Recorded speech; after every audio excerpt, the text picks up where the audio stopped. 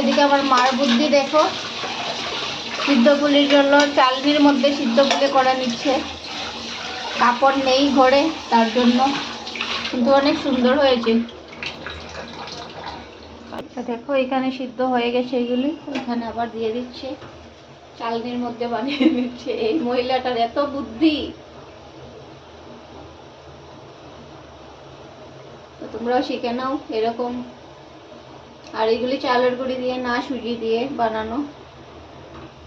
আর সুজি দিয়ে আমরা খেতে বেশি ভালোবাসি চাউলের গুঁড়ির থেকে, কিছুটা ভাপা পিঠার মতন লাগে খেতে। একদিন বানিয়ে খেয়ে দেখবে, খুব টেস্টি। আর রেসিপিটা লাগলে কমেন্টে বলে দেবে, আমি দিয়ে দেবো রেসিপিটা কিরকম বানানো হয়। তো একে একে দেখো সবগুলো দিয়ে দিচ্ছে। দাঁড়াও তোমাদেরকে একটা ভেঙে দেখাচ্ছি কিরকম হয়েছে ভিতরটা। তারপরে এই যে এটা ঢাকা দিয়ে দিয়েছে। তো তারাও দেখাচ্ছি এখানে ভেঙে একটা, খুবই গরম। এই যে ভিতরটা খেতে কিরকম হয়েছে আমি খেয়ে বলছি। লাল কাম